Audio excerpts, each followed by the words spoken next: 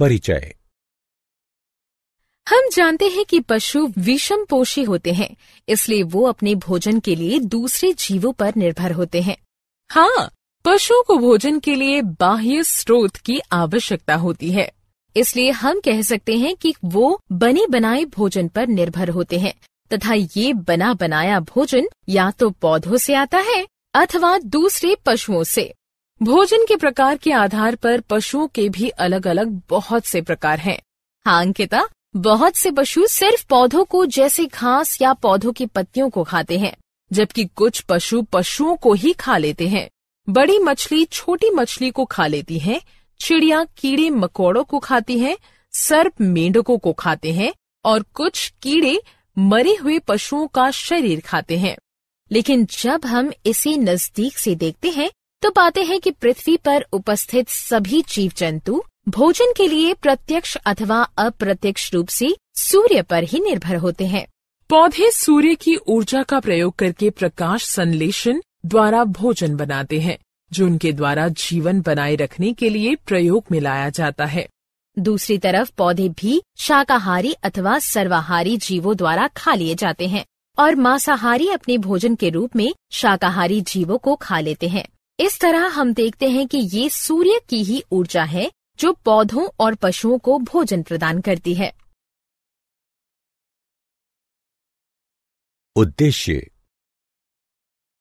इस पाठ के अंत में आप निम्न करने में सक्षम हो जाएंगे। पशुओं में पोषण को समझ सकेंगे।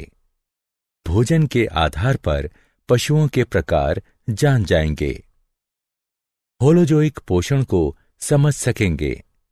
होलोजोइक पोषण के विभिन्न चरणों को जान जाएंगे। मनुष्य में पोषण को समझ सकेंगे। पाचन तंत्र के विभिन्न अंगों के बारे में जान जाएंगे। मुख द्वार, मुख गुहा, ग्रसनी, ग्रासनली, अमाशय, क्षुद्रांत, बृहदांत्र और गुदा की संरचना तथा कार्य प्रणाली को समझ सकेंगे।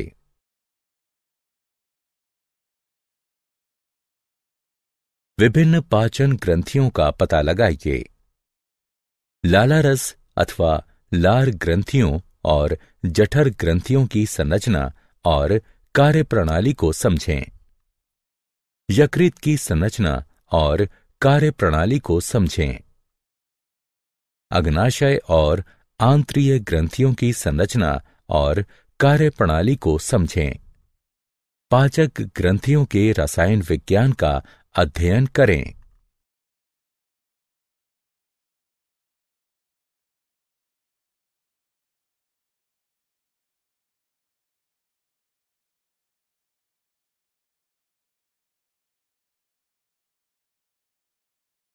पशुओं के प्रकार।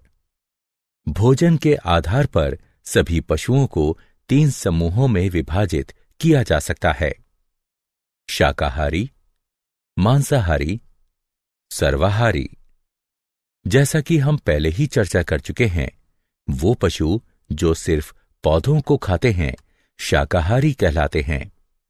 वे घास, पत्तियां, अनाज, फल या वृक्ष की छाल खा सकते हैं। उदाहरण: बकरी, गाय, भैंस, भेड़, हिरन, ऊंट, गधा, बैल, हाथी, बंदर, गिलहरी, खरगोश, टिड्ढा और दरियाई घोड़ा। ठीक उसी तरह वो पशु जो सिर्फ दूसरे जीवों को खाते हैं मांसाहारी कहलाते हैं, जैसे शेर, चीता, मेढक, गिद्ध, किंगफिशर, छिपकली, भेड़िया, सर्प और बाज। इनके अलावा वो पशु जो पौधों और पशुओं दोनों को खाते हैं सर्वाहारी कहलाते हैं। उदाहरण: मनुष्य, कुत्ता, कौवा, गौरैया, भालू, मैना और चींटी।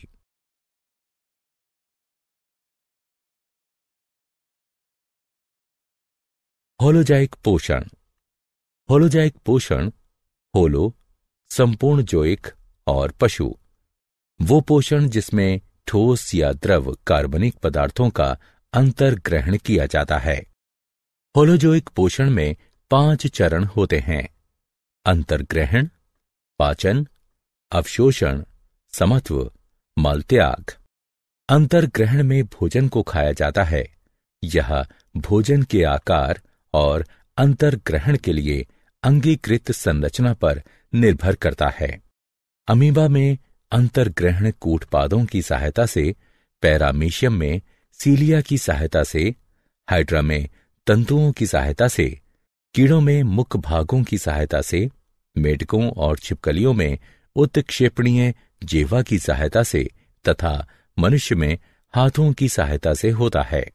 पाचन वह प्रक्रिया है जिसमें जटिल, बड़ी आकृति वाले तथा अघुलनशील कार्बनिक बहुलक, जिनका विसरण नहीं हो सकता है, सरल, छोटे तथा घुलनशील कार्बनिक एकलकों, जिनका विसरण हो सकता है, उसमें टूट जाते हैं। कार्बनिक पदार्थ जैसे प्रोटीन, वसा और जटिल कार्बोहाइड्रेट, अमीनो अम्ल, मोनोशुगर, फैटी एसिड इत्यादि।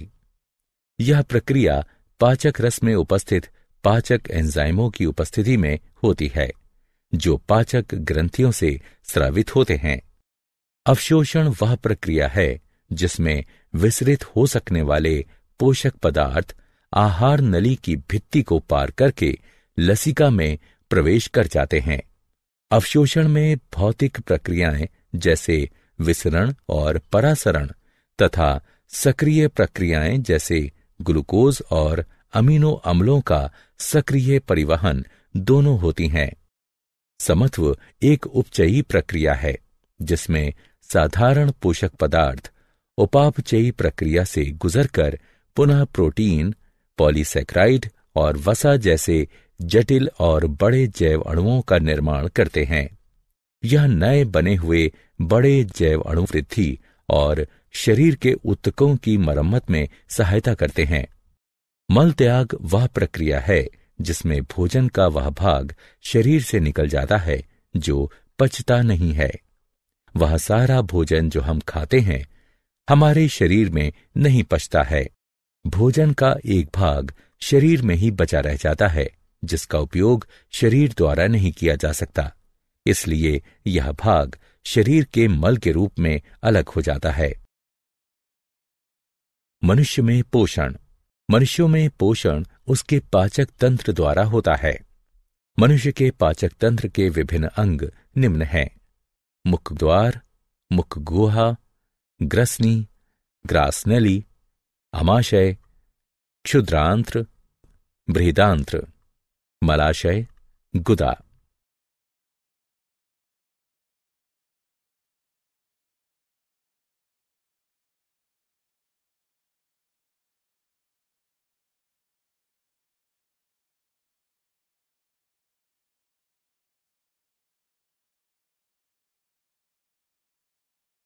मुख द्वार।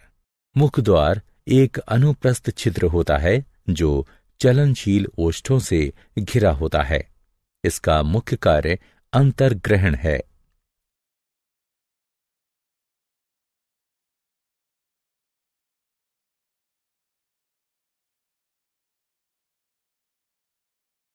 मुख गुहा। मुख गुहा में दो मुख्य संरचनाएं होती हैं: जिह्वा और दांत।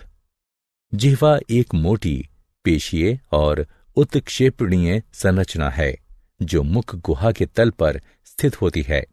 जिह्वा पर स्वाद कलिकाएं होती हैं जो भोजन का स्वाद लेने में, भोजन और लाला रस को मिलाने में तथा भोजन को निगलने में सहायता करती हैं। दांत मनुष्य के दोनों जबड़ों में होते हैं। दांत जबड़े की हड्डियों में बने कोटरों में धसे होते हैं। एक वयस्क मनुष्य में 32 दांत यानी प्रत्येक जबड़े में 16 दांत होते हैं। दांत 4 प्रकार के होते हैं: कृंतक दांत, श्वदंत, अग्रज वर्णक और चरवर्णक। प्रत्येक जबड़े में 4 कृंतक दांत होते हैं। ये तेज धार, छेनी की आकृति के और शाकाहारी भोजन को काटने तथा टुकड़े टुकड़े करने के लिए होते हैं। प्रत्येक जबड़े में 2 श्वदंत होते हैं। ये तेज धार कृपाण की आकृति के और मांसाहारी भोजन को चीरने के लिए होते हैं। प्रत्येक जबड़े में 4 अग्र चर्मवर्णक दांत होते हैं। ये बड़े और कस्प आकृति के तथा चबाने और पीसने के लिए होते हैं। प्रत्येक जबड़े में 6 चर्मवर्णक दांत होते हैं। ये बड़े और कस्प आकृति के तथा चबाने और पीसने के लिए होते हैं।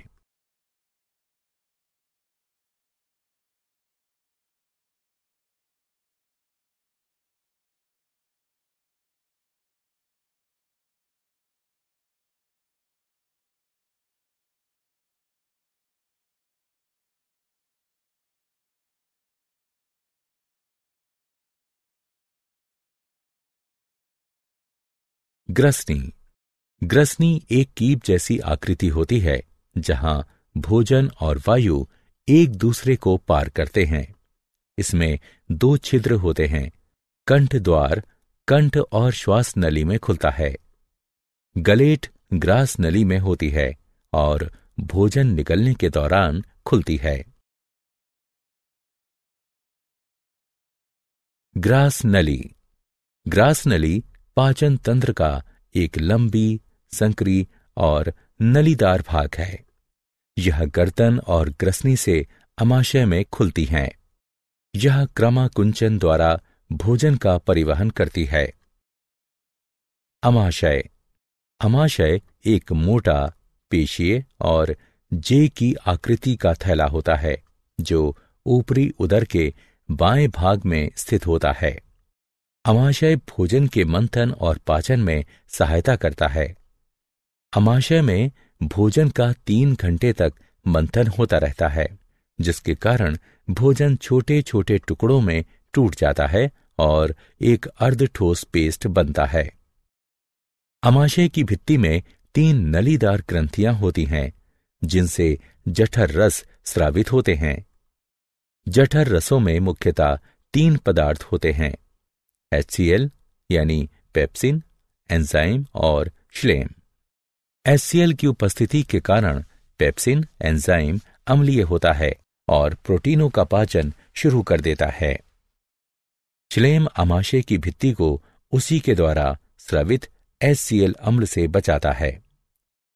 अमाशय की पेशीय भित्ति भोजन और जठर रसों को एक दूसरे में मिश्रित करने में सहायता करती है। क्षुद्रांत्र। क्षुद्रांत्र आहार नली का सबसे बड़ा भाग होती है। एक वयस्क मनुष्य में यह लगभग 6.5 मीटर लंबी होती है। यह बहुत संकरी होने के कारण क्षुद्रांत्र कहलाती है। क्षुद्रांत्र 3 भागों में विभाजित होती है: गृहिणी, जेजुनम और इलियम। क्षुद्रांत्र वह स्थान है जहां भोजन पूरी तरह से पच जाता है और उसका अवशोषण प्रारंभ हो जाता है। इसमें 2 ग्रंथियों से स्रावित होने वाले रस आते हैं: यकृत और अग्नाशय। यकृत से पित्त श्रावित होता है, जो एक हरा पीला लवण युक्त क्षारीय द्रव होता है, जो वसा का पायसीकरण अथवा उन्हें तोड़ने में सहायता करता है। इसलिए अमाशय से आया हुआ अम्लीय भोजन यहां पित्त द्वारा क्षारीय हो जाता है और वसा भी छोटी छोटी बूंदों में टूट जाती है। अग्नाशय से अग्नाशयी रस स्रावित होता है, जिसमें एमाइलेज, ट्रिप्सिन और लाइपेज होते हैं। एमाइलेज मंड को तोड़ता है, जबकि ट्रिप्सिन प्रोटीन को, लाइपेज पायसीकृत वसा को तोड़ता है। बृहदांत्र। बृहदांत्र क्षुद्रांत्र की तुलना में छोटी और चौड़ी होती है। यह कोलन में जाने वाले भाग और मलाशय में विभाजित होती है। यह मल के निर्माण और उसके अस्थायी भंडारण में सहायता करती है। अधिकतम कशेरुकियों में कोलन पाचन तंत्र का आखिरी भाग होती है। शरीर से बाहर निकलने से पहले यह ठोस पदार्थों में से जल तथा लवण अवशोषित कर लेती है। मलाशय बृहदांत्र का 6 से 8 इंच लंबा भाग होता है। यह ठोस अपशिष्टों का तब तक भंडारण किए रहता है जब तक वो गुदा द्वारा शरीर से बाहर नहीं निकल जाते हैं। गुदा धड़ के आधार पर स्थित होती है और पाचन तंत्र के अपशिष्ट पदार्थों को शरीर से बाहर निकालने का काम करती है। पाचन ग्रंथियां। इन अंगों के अतिरिक्त कुछ पाचन ग्रंथियां भी होती हैं जो पाचक एंजाइमों को स्रावित करती हैं। ये पाचक ग्रंथियां हैं लालारस ग्रंथियां, जठर ग्रंथियां, यकृत, अग्नाशय, आंत्रीय ग्रंथियां। लालारस यानी लार ग्रंथियां। मनुष्य में लालारस ग्रंथियों के 3 युग्म होते हैं। इनसे लालारस या लार स्रावित होती है, जिसमें पाचक एंजाइम टाइलिन अथवा लारिये एमाइलेज होता है। लालारस नलिकाएं मुख गुहा में खुलती हैं। जठर ग्रंथियां। जठर ग्रंथियां अमाशय की भित्ति में होती हैं और जठर रस स्रावित करती हैं।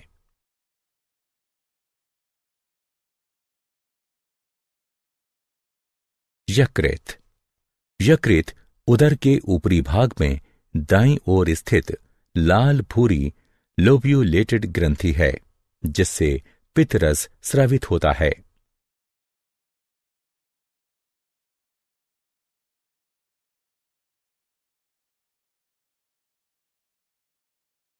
अग्नाशय। अग्नाशय अमाशय के ठीक पीछे स्थित पीले रंग की ग्रंथि है, जिससे अग्नाशयी रस स्रावित होता है। अग्नाशयी नलिका के द्वारा अग्नाशयी रस क्षुद्रांत्र तक पहुंचता है। आंत्रीय ग्रंथियां। आंत्रीय ग्रंथियां क्षुद्रांत्र की भित्ति में स्थित होती हैं और इनसे आंत्रीय रस स्रावित होता है, जिसे सक्कस एंटेरिकस भी कहते हैं। मनुष्य के पाचन तंत्र में कार्य करने वाले एंजाइम। लालारस में लारिये एमाइलेज होता है, जो मंड को शर्करा में तोड़ देता है। HCl की उपस्थिति में पेप्सिन प्रोटीन का पाचन करता है। पेप्सिन अम्लीय माध्यम में ही सक्रिय हो पाता है। यकृत यानी पित्ताशय का पित्त वसा का पाचन करके उसे फैटी एसिड में तोड़ देता है। यह भोजन को क्षारीय माध्यम में परिवर्तित कर देता है। एमाइलेज मंड को पचाता है।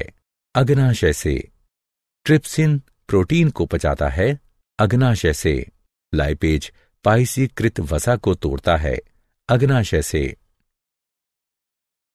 दांतों का क्षय। दांतों के क्षय के कारण दंतवल्क और दंत धातु धीरे धीरे मुलायम हो जाते हैं। जब जीवाणु शर्करा को पचाकर अम्ल का उत्पादन करते हैं तो वो अम्ल दंतवल्क के लवण को नष्ट कर देता है और दांतों का क्षय प्रारंभ हो जाता है। भोजन कणों के साथ साथ बहुत से जीवाणु भी दांतों की सतह पर चिपक जाते हैं और दांतों पर मैल के रूप में जम जाते हैं, जिसे प्लाक कहते हैं। लार अम्ल को प्रभावहीन करने के लिए दांतों की सतह तक नहीं पहुंच सकती, क्योंकि दांत प्लाक से घिरा होता है। भोजन के बाद ठीक से दांत साफ करने से जीवाणुओं द्वारा अम्ल का उत्पादन शुरू करने से पहले ही प्लाक हट जाता है। यदि उपचार नहीं किया जाता है तो ये अति सूक्ष्म जीवाणु मसूड़ों को संक्रमित कर सकते हैं तथा सूजन पैदा कर सकते हैं। क्या आप जानते हैं, मनुष्य में वर्मीफोर्म, अपेंडिक्स, क्षुद्रांत्र और वृहदांत्र के जोड़ पर स्थित एक अवशेषी नलिका है। वर्मीफोर्म अपेंडिक्स की लंबाई का बढ़ना और उसका सूजना अपेंडिसाइटिस कहलाता है। जठरीय पाचन में लगने वाला समय भोजन की प्रकृति पर निर्भर करता है। कार्बोहाइड्रेट के पाचन के लिए यह 1 से 2 घंटे का होता है, जबकि वसा के पाचन के लिए 5 से 6 घंटे का होता है। सारांश। आइए हमने जो कुछ सीखा है उसे संक्षेप में दोहराएं। विषमपोषी जीव अपना भोजन स्वयं नहीं बना सकते और अपने भोजन के लिए दूसरे जीवों पर निर्भर रहते हैं। पोषण में भोजन का प्रयोग होता है और इसमें अंतर्ग्रहण, पाचन, अवशोषण, समत्व और मल त्याग जैसे चरण होते हैं। अमीबा सर्वाहारी और होलोजोइक है। अमीबा भोजन का अंतर्ग्रहण कूटपादों की सहायता से भोजन को घेर कर करता है।